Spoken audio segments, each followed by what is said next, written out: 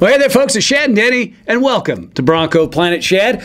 Huge win coming off this week. Anytime you go into Arrowhead in the month of December, we have yapped about it. We have talked about it. We've beat it into the ground.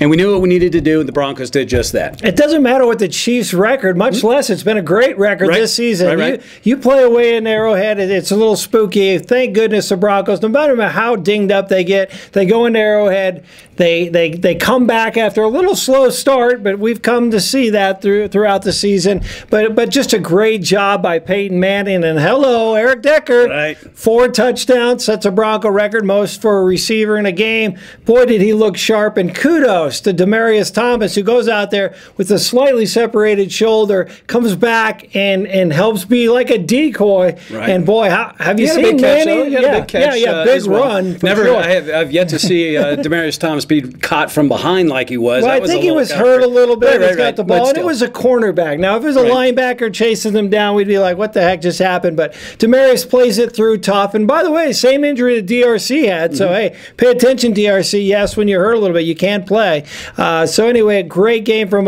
Decker, and kind of an unsung hero we haven't talked much about. How good has Manny Ramirez become at center? I mean, what a train wreck at the guard position last year. And I think he's one of the top 5 centers in the league, it feels like now, just doing a great job. Peyton Manning, that whole offensive line, once again, not really getting sacked. I think he got hit hard on a missed no-shot block. Yeah, he had a couple of knockdowns, sure. But, I mean, Manny Ramirez, man, great job. No Sean Moreno. I know he may be. If you didn't have Peyton Manning as your MVP, it may be no Sean Moreno. Did I just say that? Yeah, I know. And believe me, if you folks have ever watched the show before, not a couple of guys that was on the no Sean bandwagon there, or Waterworks bandwagon. The guy almost didn't make the team. Oh, I know. And inactive for what, 8 or 9 games last year. So something. I don't think you want to call no Sean comeback player of the year, but maybe he is. Because he's just been absolutely on fire. But a win is a win, and obviously taking control of the AFC West is a big thing. We love the fact that they won, but to your point in last week's rant, Shed, 2 things in life that I can't stand. Anytime you grow a goatee, and the Broncos' conservatism. It looks like you put your face with in the little gray thing. It's the Christmas field, and it's going to be 10 degrees this week. And it'll be interesting to see how Manny plays in the cold coming up this Sunday. But we'll get to that a little wasn't later. frigid there like it has been. Typically when you go into Arrowhead in December, you don't get a Manning game. elected still to wear the glove, and I'm still kind of on the glove thing. Yeah, well, I can live with the glove. He didn't have the goofy cap on underneath his helmet, so that helped a little bit. Because he had a couple of ducks come out. But man, he did at the beginning. But boy, I haven't seen Manning hasn't aired that ball out. There were some long passes in that game, and spot on. And I am a little concerned though. Was that before or after the 2 interceptions, Chad? Well, hey, the first one. First one you can't hold on Manning. Demaryius, I don't even know why he jumped. If you saw the replay, it hit his arm right there. That didn't make any sense. He dropped a couple balls earlier. He dropped some balls in New England. So I am a little bit worried about the head of Demaryius Thomas. I don't know if he's fearing hard hits or whatever, but he's dropping a lot of balls lately. The same thing we worried about Decker earlier in the season. I guess maybe it's his turn. He's over it. Yeah, whatever shrink Decker went to obviously worked, but send him over. It was definitely a great game, great win. We talked about the conservatism, especially last week, because honestly, I think it cost us the game against New England. We saw it a little bit, not to the degree, when you're down, and one thing that we haven't seen, which, if you want your little feel-good moment of the week, name one time this year the Broncos were down 21-7. Hasn't happened. So what? Yeah, exactly. Yeah, no, so for sure. Definitely, a little bit of grit, like you talked about last week. Denver battling back, got a couple of good, and it was just weird. In the first half, the Kansas City receivers caught everything. In the second half, they couldn't catch a cold, let alone a pass from Alex Smith. Yeah, the thing that's lingering with me right now is that if you looked at the season, it's fallen in about right where I thought it would from a win-loss perspective. Okay. I did think that they may lose this game at Kansas City early on in the season, but the fact that they've done it without Ryan Clady, you didn't see that. Without Champ Bailey most of the season, without Von Miller for 6 games, Raheem Moore's gone. May potentially, if they got a bye, could come back late in the playoffs. J.D. Walton gone for the whole season, moving Manny Ramirez over. It's just been what Julius Thomas has been out. So these are DRC. These are about our head coach. Yeah, our head coach. Yeah, man up. We're giving up everything. And Del Rio, by the way, courtesy clap for Del Rio, comes in, does a great job. What a tough part of the schedule to come in and step up, and he delivers for John Fox. So, the Broncos have shown they're resilient. They're resilient, and they're a Super Bowl caliber team. I finish all his sentences. Yes, well, I appreciate that. The last fortitude scares me a little bit still. I'm not sure that whether they can get over all that yet in the playoffs, and it's just the only way we're going to figure it out is to get there and see how they do. I think the bigger problem, you hit on personnel. I think the other side of the bigger problem is the coaching, and again stepping on your opponent's neck. Yeah, obviously it cost us last week against New England.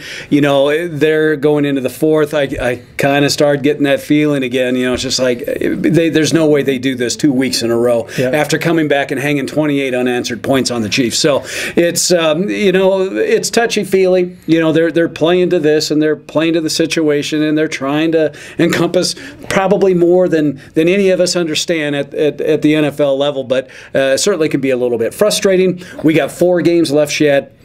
And, the fact that we've beat the Chiefs twice by no means that the Broncos have locked up the AFC West. But one big thing that they're playing for, other than, the divisional championship, obviously, is the home field advantage. New England coming off another horseshoe up the can win in overtime against Houston. Killing us. So, there's this next 4 games, I think, has been and will be every bit as critical as the last 4 nightmare part of our schedule.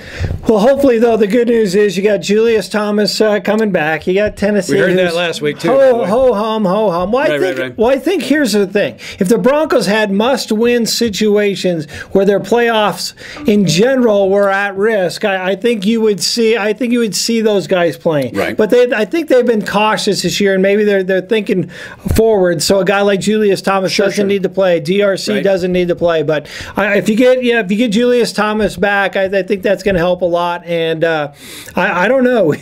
They just have got to figure out a way to be the dominant team we know they can be, finish out strong. Because you don't want to, to your point, we don't want to go to New England late in the playoffs, for sure. Be who you are. And that is an offense that throws the ball and leaves the ticky-tacky stuff, the predictability. And sometimes, especially in the second half, you kind of knew what was coming, and it did. And that kind of goes for the same part on the defensive side of the ball. Denver is at its best, certainly when Del Rio pins those guys' ears back and gets after the quarterback. Don't pretend to be something that you're not, Denver.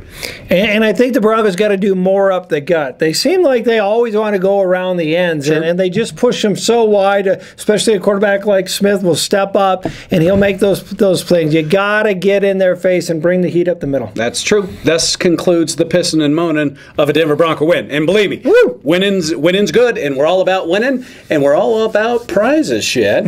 Prize monkey time? Spring that monkey. Prize monkey! That monkey's funky! Alrighty, Shaddy. Last week we threw these up courtesy of the 5280 Shirt Shop. James Hernandez, very high quality stuff, much nicer than that crap you gave me last year for Christmas. So this week we got a couple of winners, a guy and a gal. Who do you have on your side of it, Shaddy? We're going to go with Rebecca Simpson. Nice. For this one, Rebecca. Gotta love Bronco Planet. Absolutely, and a nice other thing to point out that it is an XL, so you'll be tripsing around that as a something that'll probably be walking around your ankles. Bronco Planet 90? Yeah, absolutely. Sexy. And Don D. Ramos, the orange edition of the 5280 Bronco Planet t-shirt. Congratulations to you. And, of course, we've still got 4 more games, Shad, more prizes, and the prize monkey will return. So we talked a little bit about the next 4 games here. We still have 2 at home, 2 away. Are you worried? And if you are, what about and how do we fix it? I'm not real worried. I guess the worst that could happen is you could lose a game and end up tied with the Patriots and have to maybe face them in New England. I think that's the only thing that really worries me. I feel comfortable that we should win out. I think we're past the scary part. And San Diego, a little bit. Even at home, I mean, Phillip Rivers at any given time, and he's actually been playing, God, I just hate saying this, pretty good football. Yeah, pretty good football here as of late. We got the Tennessee Titans. We got the Raiders.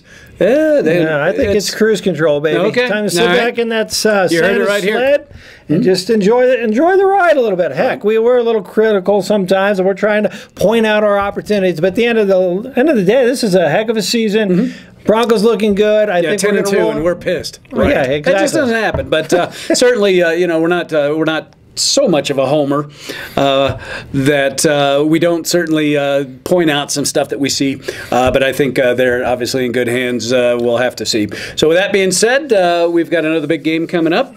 Fortunately, it's not a Thursday night or a Sunday night or a Monday night, so we can actually have a normal type of week. Exactly. And a home game coming up. Yep. And we got some, you guys are going to like this, Prize Monkey coming up. We got a couple Peyton Manning calendars for 2014. Just in time for what? So just in time for Christmas. Yeah, I thought he was going to say before the next show, but that'll work too. So. Yeah, sure. Be sure you check us out for that. So until next time, he's Shad. I'm Danny. That's me. And you're watching Bronco Planet. As we talk about the 10-2 Broncos. We do this every week.